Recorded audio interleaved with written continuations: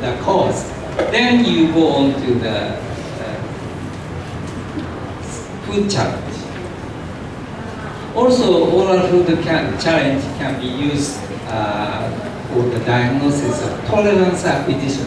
So as a child gets older, the tolerance to the food allergen is developed.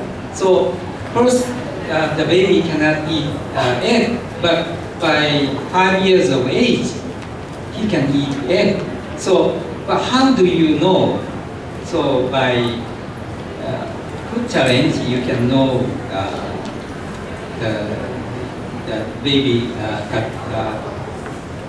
tolerance or not, or you can assess the risk of induced symptoms. If by doing the oral food challenge, if the very small amount of food induced anaphylaxis, but this patient had to be very careful to avoid the allergen-containing food. But if patient has a milk allergy, if 1 milliliter of milk causes anaphylaxis, that's very dangerous. But 50 milliliters of milk can cause symptoms.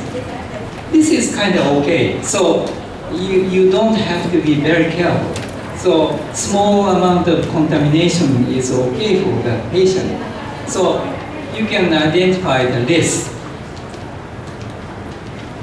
So this is the procedure to do oral food challenge, starting with a very small amount and gradually increase the challenge dose. You wait, you give 1 gram of egg, and then wait for 15 to 30 minutes to see symptoms develop or not. If no symptoms, you go on to 2 grams. And 30 minutes, no symptom, you go on to 5 grams.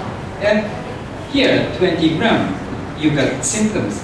So this is positive, this kind of procedure.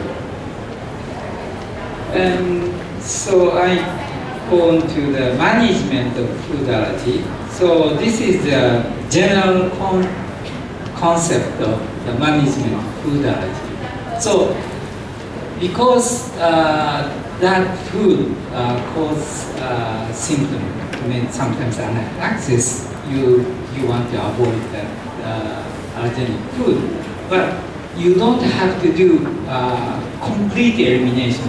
So tolerance level is different depending on the children. So necessity minimum is important. So first you need to make a correct diagnosis, and then the threshold to cause or minimum dose to cause the symptom. You define it, and you tell patients to have the diet with necessity minimum avoidance. And this diet should be safe, no symptoms should be induced.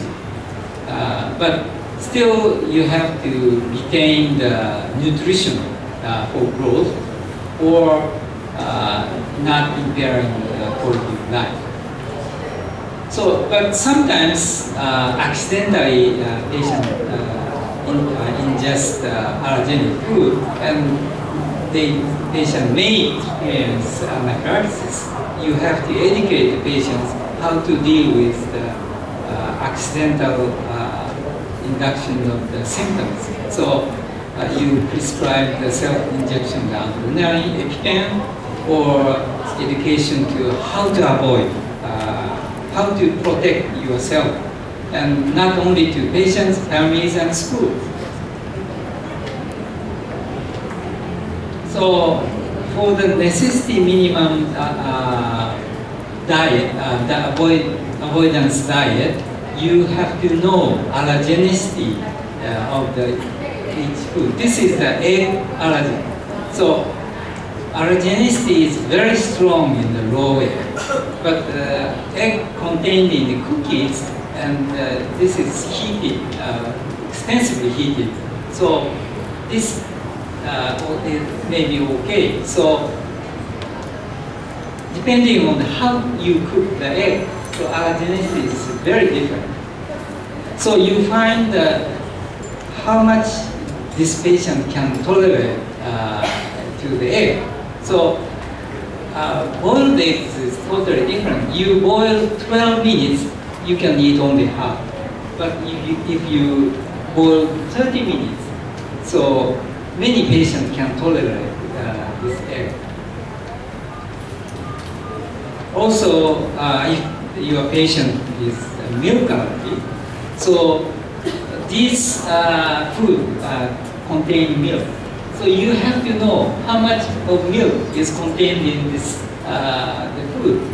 So in the butter, 5 milliliter, sliced ham, 5 milliliter, and bread, one slice of bread, 10 milliliters. And this is 30 milliliter, and milk roll contains 30 milliliter. And pizza contains huge amount of milk. And slice these one. So you first you decide this how much can this patient tolerate. Then if you find that this patient tolerate up to 10 milliliter of milk, so you can allow the patient to eat this food. And accidentally, if the patients have the anaphylaxis, you have to treat properly. So first choice is the epinephrine, EpiPen. So this is one guideline. You can find it on the website, and so you have to follow these procedures. So adrenaline or epinephrine is the first choice for anaphylaxis. So alpha 1 and alpha 2, beta 1, beta 2, all effective to reduce the anaphylaxis symptoms. So this is the first choice.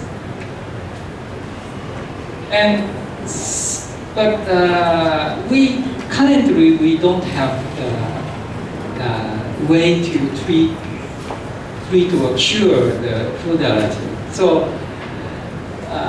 the study of the immunotherapy is developing now. So I'd like to show our experience of the oral immunotherapy for food allergy. This is the protocol for the oral immunotherapy for egg and milk allergy, and we made a randomized control study, but the control group have just delayed starting the immunotherapy. So delayed control study.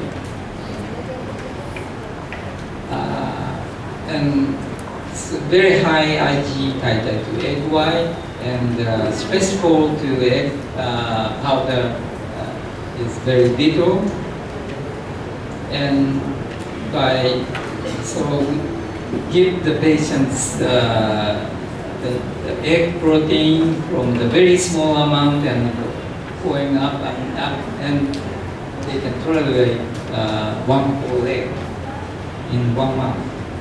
So this is the results, oral food challenge results. Control group, no increase, but treatment group, clear increase of the threshold. You can treat the food allergy, but not all the patients treated. So some dropouts. So these 3 patients and 1 patient had to be dropped out because of the severe induced symptoms by oral immunotherapy. And so this is a quite good number. So around 90% of the patients can tolerate to the one whole egg, but less of the 10%. we cannot do. And we cannot predict which this patient can be treated or not. So before the start. So this oral immunotherapy cannot be the standard of the treatment currently. So after 1 year of the maintenance therapy, we did the elimination and then the challenge. So with this, so half of the patient retain densitization level. So maybe they are